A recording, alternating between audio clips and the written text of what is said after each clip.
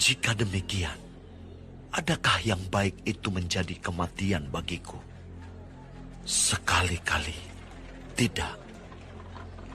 Tetapi supaya nyata bahwa ia adalah dosa, maka dosa mempergunakan yang baik untuk mendatangkan kematian bagiku, supaya oleh perintah itu dosa lebih nyata lagi keadaannya sebagai dosa. Sebab kita tahu bahwa hukum Taurat adalah rohani, tetapi aku bersifat daging, terjual di bawah kuasa dosa.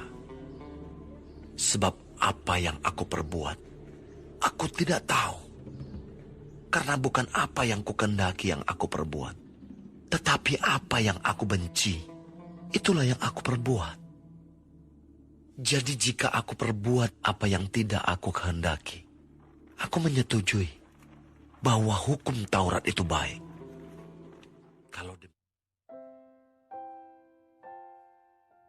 Shalom saudaraku. Mendapatkan orang jujur sekarang ini susah sekali. Kita memperhatikan bagaimana di sekitar kita banyak orang yang sekalipun telah kedapatan melakukan kesalahan, baik itu korupsi, pembunuhan, pencurian, penipuan, bahkan juga pencemaran nama baik, masih tetap berkelit di pengadilan bahwa mereka tidak bersalah. Bahkan tidak jarang juga orang yang melakukan kesalahan justru mencari kambing hitam dengan menyalahkan orang lain. Saudaraku, firman Tuhan hari ini mengajar bahwa kejujuran dimulai bukan dengan sesama, tetapi pertama-tama kejujuran itu dimulai dengan Allah, baru kemudian dengan diri sendiri. Apakah kita sudah jujur dengan Allah? Apakah kita sudah jujur dengan diri sendiri? Apabila kita sudah jujur di hadapan Allah, siapa kita dan bagaimana kita, maka tentunya kita pun dapat jujur dengan diri sendiri dan juga dapat membangun kejujuran di hadapan sesama. Namun, apabila kita belum jujur dengan Allah, sulit kita pun juga akan jujur dengan diri sendiri dan tidak mudah membangun kejujuran di hadapan sesama. Dalam teks ini, saudara, Paulus jujur di hadapan Allah dan mengakui dirinya lemah. Ayat yang ke-14 dikatakan, "Tetapi saya ini manusia lemah. Saya sudah dijual untuk menjadi hamba dosa." Ini yang menjadi kekuatan Rasul Paulus, yaitu kejujurannya di hadapan Tuhan dan diri sendiri, bahwa dia lemah terhadap dosa. Paulus mengakui, saudara, bahwa sebenarnya Taurat yang selama ini menjadi pedoman hidupnya itu adalah baik. Tetapi karena keinginan dagingnya sendiri yang membawa dirinya melanggar semua isi Taurat. Akibatnya, keinginan daging itu membawa dirinya pada kematian yang memisahkan dirinya dengan Tuhan.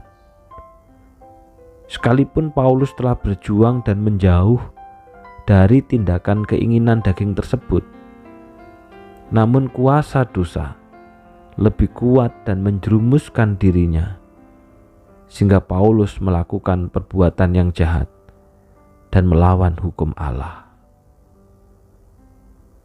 Batinnya terus bergumul dan ingin lepas dari cengkeraman dosa. Namun dia tidak sanggup, saudara, karena tubuh insaninya telah ditawan oleh kuasa dosa. Saudaraku, kejujuran di hadapan Allah dan juga diri sendiri bahwa dia bukan orang yang kuat, namun lemah terhadap dosa. Ini yang pada akhirnya menjadikannya sebagai pribadi yang otentik, pribadi yang asli, pribadi yang orisinil, sebagai firman yang terbuka kepada semua orang. Dan kekuatannya untuk mengalahkan dosa itu bukan karena dari diri sendiri. Namun dalam ayat yang ke-24 dikatakan, syukur kepada Allah, Ia mau menyelamatkan saya melalui Yesus Kristus, yang dapat menolong kita untuk menang atas dosa hanya melalui Yesus Kristus. Karena Yesus di dalam anugerahnya telah melepaskan kita dari ikatan dosa. Saudara, pembenaran karena kasih karunia inilah yang dijadikan Paulus sebagai kekuatan untuk meneruskan hidupnya di dunia ini.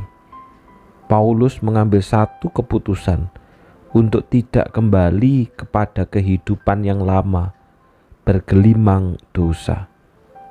Kekuatan untuk menang terhadap pergumulan dosa hanya melalui Tuhan Yesus Kristus. Bagaimana dengan kita, saudara? Apakah kita sudah jujur di hadapan Allah bahwa kita lemah terhadap dosa? Ataukah kita juga sudah jujur dengan diri sendiri, sehingga kita tidak memandang diri sebagai sumber kebenaran? Ataukah justru selama ini kita menjadi pribadi yang berpura-pura kuat di dalam dosa, sehingga hidup kita tidak otentik, tapi penuh intrik? Hidup kita tidak sesuai dengan kebenaran, tapi lebih banyak dalam kepura-puraan. Saudara, apabila kita sudah jujur dengan Allah dan diri sendiri, mengakui bahwa kita lemah di dalam dosa dan kekuatan untuk menang hanya melalui Tuhan Yesus Kristus, maka kita tidak akan memandang diri maha benar dan memandang orang di sekitar kita maha salah. Kita tidak akan melihat diri selalu benar dengan melihat orang lain selalu salah. Sebaliknya, kita akan memandang orang lain sebagaimana Allah memandang diri kita, orang berdosa yang membutuhkan belas kasihan dan kasih karunia Allah. Untuk menang di dalam pergumulan dosa, hanya Yesus, hanya pertolongannya yang dapat memberikan kekuatan kepada kita. Sehingga tidak lagi kita memberi kesempatan untuk hidup lama berkuasa lagi atas hidup baru pemberian kasih karunia Allah. Mari kita hidup yang otentik, yang asli, sesuai kebenaran, bukan dalam kepura-puraan. Mari kita berdoa. Bapa yang di surga, kami diingatkan kembali oleh firman-Mu bahwa kami harus jujur, bahwa kami lemah terhadap dosa. Oleh karena itu kami butuh Tuhan untuk memberikan kekuatan dan kami menang terhadap pergumulan dosa. Tolonglah kami ya Bapa, supaya bisa berjalan di dalam kemenangan, supaya kami hidup di dalam kemenangan Tuhan, sehingga kami menjadi pribadi yang otentik bukan penuh intrik, pribadi yang murni, bukan di dalam kepura-puraan. Oleh karena kami hidup di dalam kebenaran. Secara khusus Bapa berdoa untuk rapat daripada pengurus-pengurus komisi di dalam menyusun program kerja tahun 2024 menjadi persekutuan yang sehat.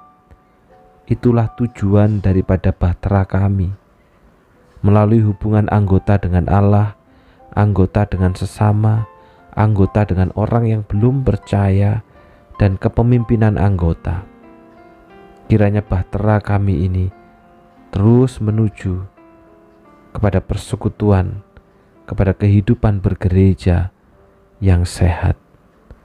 Tuhan memimpin majelis penghubung, pembimbing maupun pengurus-pengurus komisi untuk merancang, untuk memikirkan masing-masing komisinya menjadi komisi yang sehat.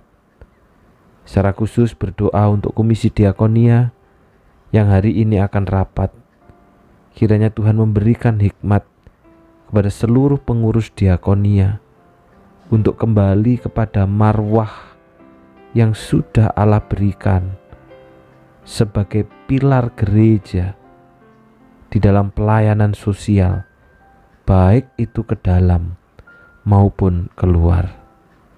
Sehingga di tahun mendatang bisa dirancang program yang semuanya adalah supaya kami menjadi gereja yang sehat. Terima kasih Bapa. Di dalam nama Tuhan Yesus kami sudah berdoa. Amin. Tuhan memberkati.